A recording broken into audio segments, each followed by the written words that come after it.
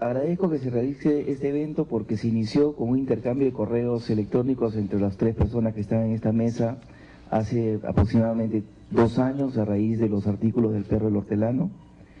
Y desde entonces teníamos la voluntad de algún momento sentarnos a debatir este tema y bueno, cada uno tenía responsabilidades profesionales, compromisos, pero hace como 3 meses logramos fijar una fecha para que se realice esto y me parece importante que se realice en esta fecha justo cuando está a puertas que se tenga que entregar el informe de lo que pasó en Bagua, cuyo uno de los problemas o una de sus causas es toda la discusión de la propiedad del subsuelo. Entonces vamos a explicar la mecánica del día de hoy. Enrique va a empezar, él va a tener 15 a 20 minutos para expresar su posición. Luego va a estar Carlos Monge, de ahí yo haré una pequeña disertación y de ahí pasamos a las preguntas. La dinámica de las preguntas es que se hacen 3 preguntas, los panelistas, los expositores responden otras 3 preguntas y así sucesivamente hasta agotar el tiempo que se nos ha otorgado, que es más o menos hasta las 10 de la mañana. Entonces, sin más preámbulos, con ustedes el señor Enrique Dersi. Quiero agradecer en primer lugar a Richard, al Instituto por la invitación, a todos ustedes por su presencia, a Miguel y a Chocli, con quien hemos tenido una antigua amistad, no nos veíamos desde hace años, así que particularmente grato para mí estar con ustedes el día de hoy. Lo es más para tratar de abordar un tema de particular interés, que es el relativo a la propiedad de los recursos naturales. Yo quisiera plantear una pregunta. ¿Cuál es la diferencia entre encontrar oro o encontrar petróleo en Texas y encontrar petróleo u oro en el Perú? Aventuro una respuesta. La diferencia es que si encuentras oro o petróleo en Texas eres rico y si lo encuentras en el Perú eres pobre. Porque en Texas el oro o el petróleo son tuyos, mientras que en el Perú son del gobierno. Quisiera plantear en torno a esta pregunta las reflexiones y un punto de vista respecto de la propiedad de los recursos naturales. En el sistema jurídico internacional, el denominado principio de accesión es una regla que viene desde el tiempo del derecho romano. No quisiera abundar con legalismos que sean innecesariamente técnicos, pero solo precisar un pequeño detalle. La regla tradicional que viene del derecho romano es que, por eso se llama el principio de accesión, el propietario del suelo, de la superficie, es propietario por accesión del subsuelo y del sobresuelo, en la medida de su utilidad, dice el derecho romano, el derecho romanista, el derecho occidental tradicional. Es decir, la propiedad del suelo, de la superficie, se extiende para arriba y para abajo, digámoslo en términos sencillos, al sobresuelo y al subsuelo en la medida de su utilidad. Esta regla, que es una regla que existe en el derecho occidental comparado, tiene en el Perú, sin embargo, una excepción muy importante. Por el principio de accesión, uno es propietario del sobresuelo, del suelo y del subsuelo, a menos que haya recursos naturales. Porque si hay recursos naturales, estos, dice la Constitución, pertenecen a la nación y son gestionados por el Estado. De manera que su aprovechamiento, su extracción, su utilización requieren seguir de un procedimiento determinado, por ejemplo, en el caso de la minería, las concesiones mineras, en el caso de otras actividades extractivas, en el caso de los bosques, concesiones forestales, en el caso del mar, concesiones marítimas, y así sucesivamente. El régimen entonces, el régimen legal en el Perú relativo a la titularidad y a la explotación de los recursos naturales constituye una excepción del principio de accesión. En la ciudad de Lima uno es dueño del suelo y del subsuelo, proyectando su dominio hacia abajo y hacia arriba en la medida de su utilidad. Pero en un lugar fuera del área urbana, podría ser también en el área urbana, bastara que existieran recursos naturales, uno deja de ser propietario del sobresuelo o del subsuelo. En el caso de la minería, particularmente del subsuelo, o en algunos casos del suelo, como se trata de los yacimientos de tajo abierto donde se ha encontrado mineral, inclusive en la superficie. Esta regla es una regla que viene, en el caso peruano, del derecho indiano. Permítanme explicar su origen.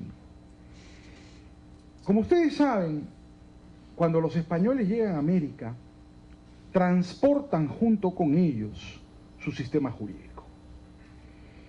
España no era en el siglo XVI un país convencional.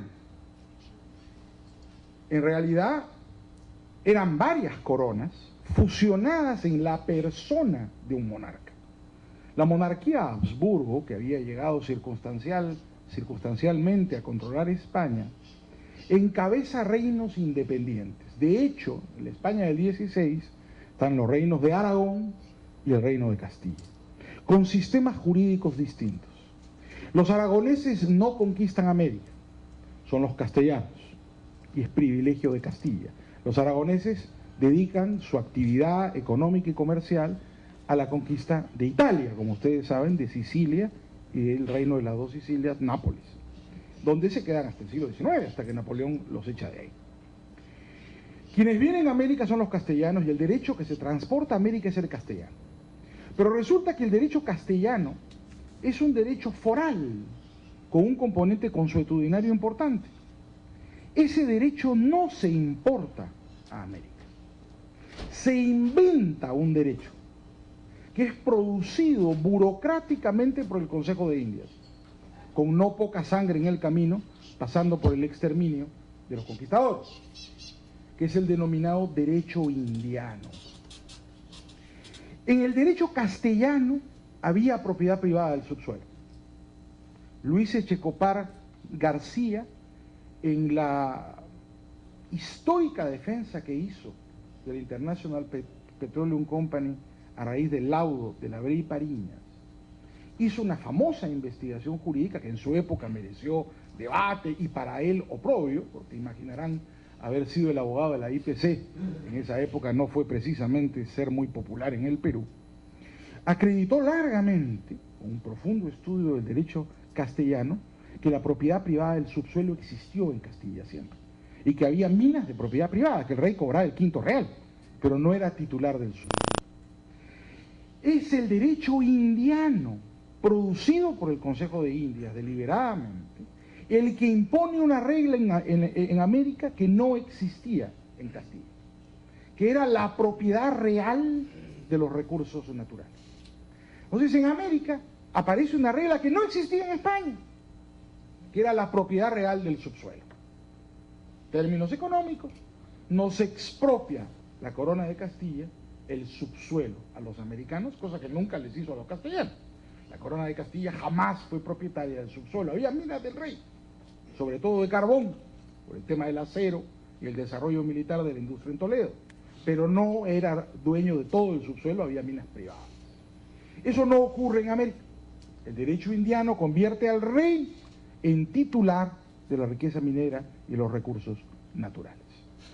Este sistema jurídico, una excepción al denominado principio de accesión, es heredado por la República, que lo mantiene mutatis mutandis, como decimos los abogados, cambiando lo que haya que cambiar hasta el día de hoy. Cambian, por ejemplo, el nombre de rey por el nombre de Estado, y mantiene el Estado republicano las mismas prerrogativas del Estado colonial, convirtiendo en derecho codificado lo que era el derecho indiano. Pero esa es nuestra estructura de titularidades jurídicas respecto de las propiedades de los recursos naturales. ¿Por qué hago esta introducción jurídica, más allá de la, digamos, deformación de ser profesor de Derecho y abogado en ejercicio? Porque creo que la estructura de los derechos de propiedad afecta no solamente la organización económica, sino el comportamiento político de las personas.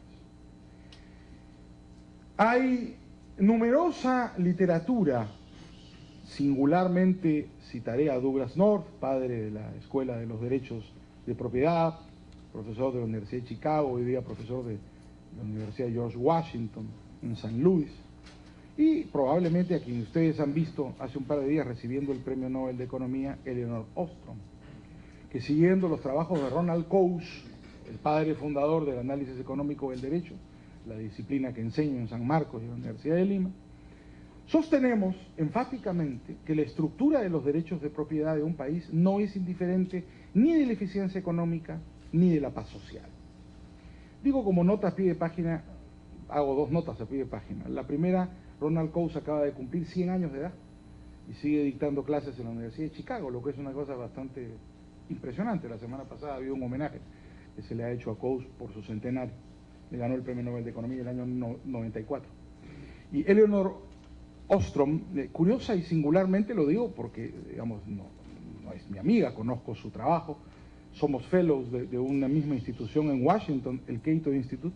La prensa peruana ha presentado a Eleanor Ostrom haciendo una traducción bastante singular del comunitarismo de Eleanor Ostrom, y ha dicho que Eleanor Ostrom es una socialista, porque su defensa de la visión comunitarista de la propiedad es una visión distinta a la visión de la propiedad privada. En realidad ahí hay un notable error, Eleanor Ostrom es una anarcoliberal, muy extremista. Ella lo que sostiene es que la peor solución privada, que es la propiedad comunal, es mejor que la mejor solución estatal, que es una cosa bastante distinta a lo que he leído últimamente en El Comercio, el Día 1, que hacen una versión bastante singular del pensamiento de la profesora Ostrom, que estoy seguro ella no suscribiría, porque ella es una anarquista, bastante militante por lo demás. Regresando al tema. ¿Cuál es el planteamiento? El planteamiento es el siguiente. En el Perú,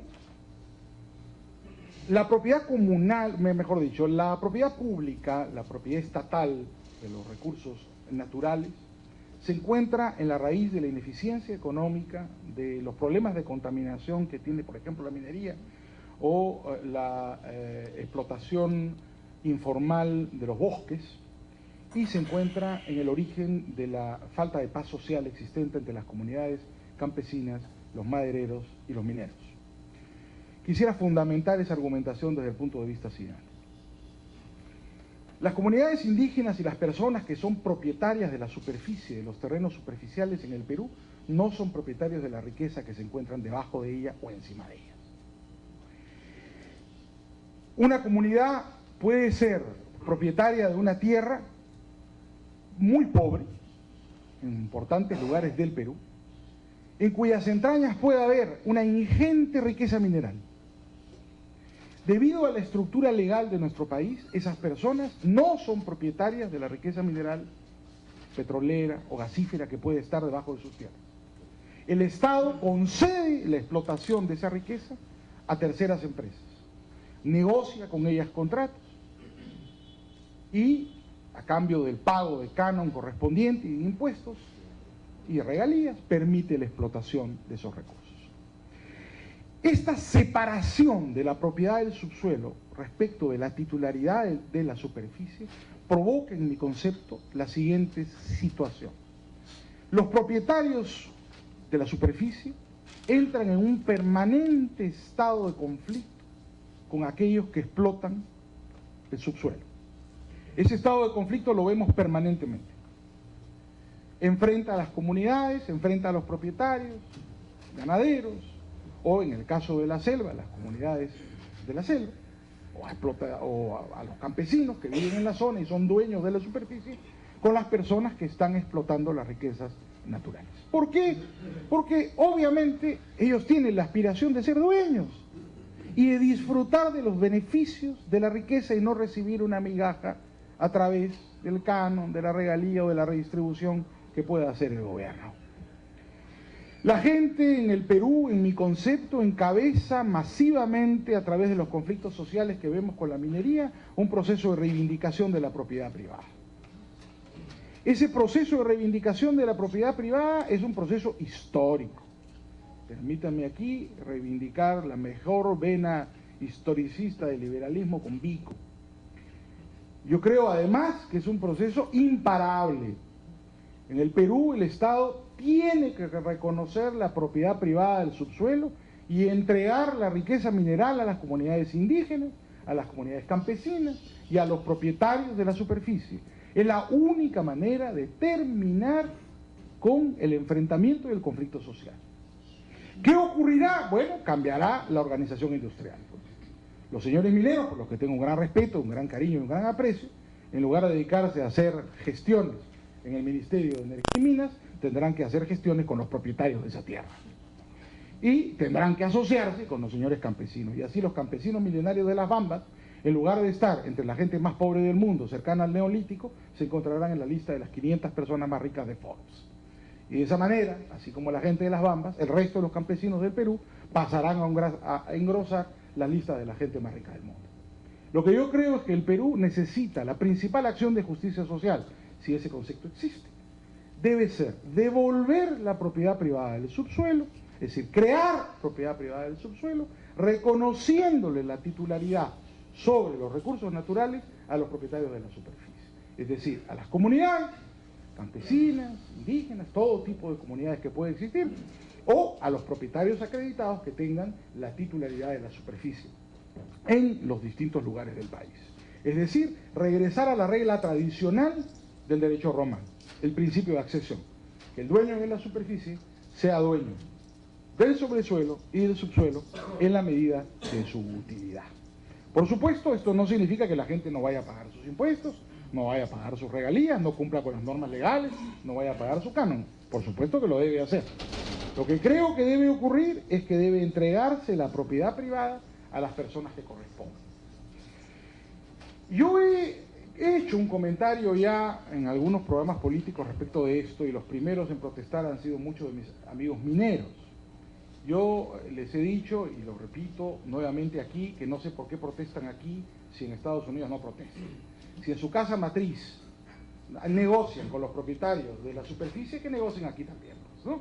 En lugar de negociar con el gobierno. Si en Texas, en California, en Australia, pagan, ¿no es cierto?, y van donde el campesino, van donde el dueño de la granja, y lo asocian y le dan el 20% de la compañía, no la migaja de construirle una posta médica y llevarle un profesor, sino lo vuelven rico, le entregan un porcentaje de la utilidad líquida y convierten a esa gente en millonarios, con asientos en el directorio y participación en la gestión.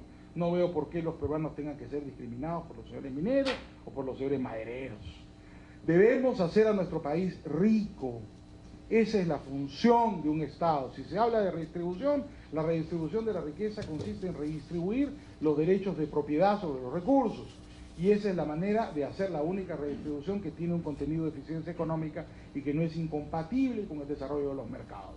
Reasignar los derechos de propiedad, entregándolos a quienes por derecho, por principio de accesión, les corresponde, a los propietarios de la superficie. Creo, por supuesto, que aquí no hay mucho que inventar. El Perú es un país minero, el Perú tiene una tradición minera, la legislación comparada nos ofrece de los grandes países mineros del mundo, en particular los Estados Unidos. Además, todas las empresas mineras que están en el Perú o son americanas, o son canadienses, o son inglesas, o australianas. Bueno, ahí hay propiedad privada del subsuelo, nadie puede decir que no, ¿no es cierto?, si ellos en sus países de origen reconocen los derechos de propiedad de los titulares de la superficie. Muy bien, adoptemos la misma regla y que lo hagan en el Perú.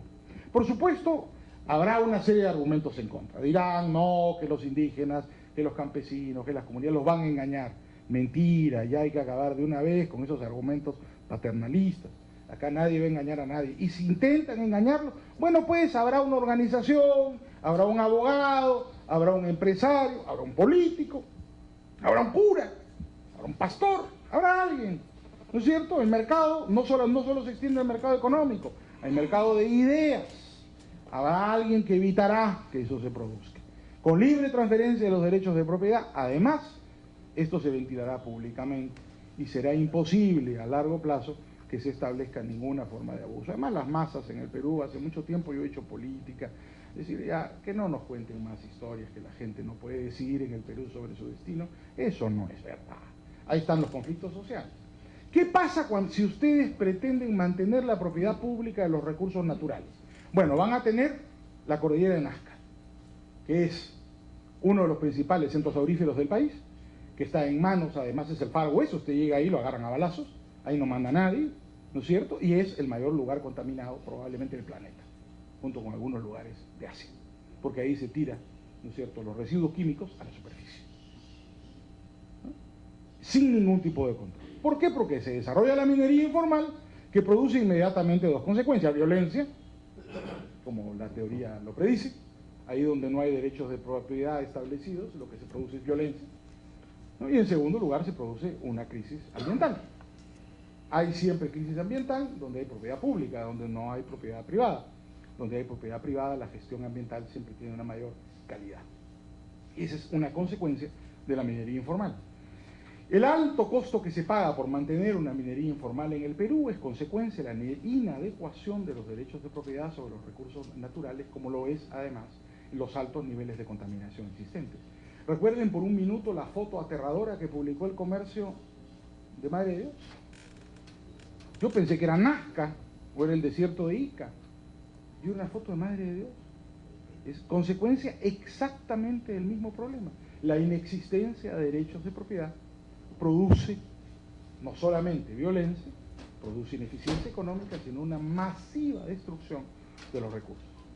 Un querido amigo y profesor mío, Alberto Venegas Lynch, siempre se preguntaba, se hacía una pregunta en clase, ¿no? Decía, ¿por qué se extinguen los elefantes y no las vacas? Y después de harta discusión en la clase, la respuesta era una sola: porque las vacas son de propiedad privada. Solo se extinguen y se destruyen los recursos que no tienen dueño. Los bosques, las selvas, los campos se destruyen cuando no tienen derechos de propiedad debidamente asignados. Eso pasa con los bosques del Perú, eso pasa con su minería. La minería informal, la explotación forestal informal, tienen un componente altísimo de destrucción del ambiente, que sumado a la ineficiencia y al componente de violencia que se produce ahí donde no hay una propiedad claramente definida, provoca no solo distorsión económica que les preocupa a los economistas, sino profunda injusticia que nos preocupa a los abogados. Esto no solamente pasa en los recursos naturales, la inexistencia de derechos de propiedad, por ejemplo, es lo que se encuentra en la raíz de la violencia en el fútbol. Ustedes me dirán cómo hago un salto dialéctico de esa magnitud, porque estamos exactamente frente al mismo problema. ¿Se han puesto a pensar por un minuto por qué hay barras bravas en el fútbol, en nuestro fútbol, y no hay barras bravas en ningún otro deporte? Ni en el tenis, ni en el rugby, que es mucho más violento que nuestro fútbol, o el boxeo, que es la síntesis de la violencia. ¿Por qué no hay violencia en el hockey o en el béisbol y solo hay violencia en nuestro fútbol? Porque el único deporte que no tiene dueños es el fútbol. El resto de deportes tienen dueños. El fútbol está controlado por sociedades de personas, equivalentes a cualquier organización de tipo político, y no por sociedades de capitales. El resto de organizaciones deportivas en el mundo y deportes están controlados por sociedades de capital. Cuando uno tiene propietarios, sociedades de capitales que invierten a largo plazo en el desarrollo de una marca, por supuesto, la actividad de exclusión respecto de comportamientos antisociales es financiada por el propietario, de tal manera que jamás permitiría el dueño de un equipo de básquet o el dueño de un equipo de hockey que vengan unos tipos con una vincha a incendiarle el estadio o a violar a las vecinas, porque sencillamente le destruyen el negocio. En cambio, ¿qué ocurre en nuestro fútbol, en el fútbol que practicamos en esta parte del mundo? No hay propietarios del negocio, viene cualquiera, los economistas llaman a eso free riders, ¿no es cierto?, que destruyen el recurso, sobreconsumiéndolo, mal consumiéndolo, y en este caso creando organizaciones violentas, ¿no? En el mundo han comenzado a aparecer ya clubes de fútbol con propietarios. Manchester, Colo-Colo, de propiedad del señor Piñera, que acaba de ganar las elecciones en Chile. No le va muy bien en los resultados económicos, pero es un club riquísimo con colocaciones en la Bolsa de Santiago. Lo que la teoría ha observado es que, por ejemplo, en Inglaterra, que fue el origen del hooliganismo, ha disminuido la violencia en el fútbol a raíz de la aparición de derechos de propiedad. ¿Por qué traigo a colación este ejemplo circunstancialmente? Porque, análogamente, cambiando lo que haya que cambiar nuevamente, Anticipo para el problema de los recursos naturales el mismo problema. Es una situación donde no hay propietario, donde no existe un derecho de propiedad asignado. Lo previsible es sobreconsumo, ineficiencia y violencia, que es exactamente lo que está ocurriendo. Si yo fuera miembro de la Sociedad de Minería, que no soy, lamentablemente, yo sería, por ejemplo, un principal propulsor de que se entregara la riqueza del subsuelo a los peruanos. Y no tendría ningún miedo en sentarme con ellos, a organizar con ellos la nueva explotación económica de la enorme riqueza del país. Porque conseguiríamos paz social, difusión de la riqueza y un adecuado sistema de incentivos para que el propietario sea socio del campesino, para que el propietario sea socio de su vecino que está al lado. De tal manera que en lugar de vivir ellos en el siglo XXI y sus vecinos, los campesinos, en el neolítico, todos puedan disfrutar, ya es tiempo, de los beneficios de la libertad. Porque solamente cuando eso sucede, los países prosperan y se desarrollan. La difusión universal de la propiedad, por consiguiente, es en mi concepto la principal tarea a llevarse a cabo en el tema de los derechos sobre los recursos naturales. Muchas gracias.